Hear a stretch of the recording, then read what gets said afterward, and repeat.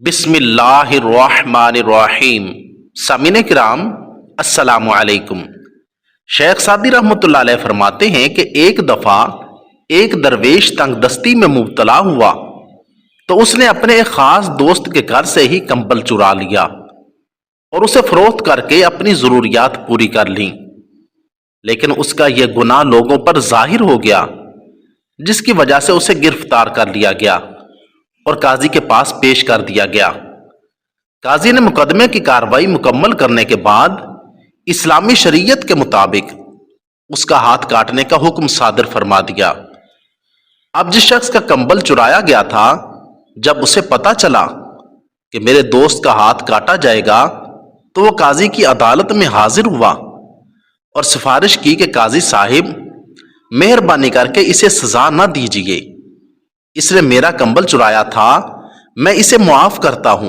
قاضی نے جواب دیا، تیرے معاف کر دینے سے بھی یہ شخص سزا سے نہ بچ سکے گا، کیونکہ چور کو سزا دینا ہمارا نہیں بلکہ اسلامی شریعت کا منشا ہے۔ اس شخص نے کہا، یہ ٹھیک ہے کہ اسلامی شریعت میں چور کی سزا ہاتھ کاٹنا ہے، لیکن اگر چوری کیا جانے والا مال وقف ہو تو پھر یہ سزا نہیں دی جا سکتی۔ ہم جیسے درویشوں کا مال وقف ہوتا ہے، ہم اپنی کسی چیز کو بھی اپنی ملکیت نہیں سمجھتے۔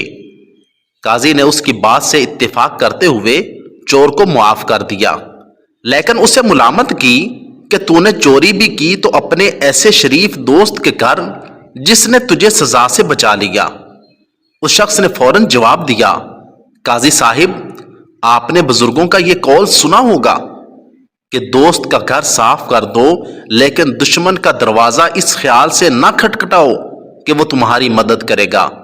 جب کبھی برا وقت آن پڑے تو اہل ہمت کا طریقہ ہے، اترواتے ہیں کپڑے دوستوں کے، کھال دشمن کی۔ اس حکایت میں حضرت سعدی رحمۃ اللہ علیہ قارئین کرام کو ایک ایسے نتیجے کی طرف لے کر گئے ہیں جو بظاہر اسلامی فلسفہ حیات سے ٹکراتا ہے، لیکن اگر انسان کسی مصیبت میں مبتلا ہو جائے تو دوستوں کے کپڑے اتروا لے اور دشمن کی کھال۔ لیکن حقیقت یہ ہے کہ ان کی یہ بات اسلامی فلسفہ اخلاق سے متصادم نہیں۔ دراصل انہوں نے اس حکایت میں سوالی بن کر کسی کے آگے ہاتھ پھیلانے کی مذمت کی ہے، جو فلسفہ اسلام کے عین مطابق ہے۔ بالفاظ دیگر خوددار اور شریف لوگوں کے نزدیک بھکاری بن کر ہاتھ پھیلانا چوری کے گناہ سے بھی برا ہے۔ اللہ تعالی ہمیں سمجھ اور عمل کی توفیق عطا فرمائے، آمین ثم آمین۔ اگر آپ کو میری یہ ویڈیو اچھی لگی ہو تو ویڈیو کو لائک، چینل کو سبسکرائب اور ساتھ دیے گئے بیل آئیکن کے بٹن کو ضرور دبا دیں۔ شکریہ، والسلام۔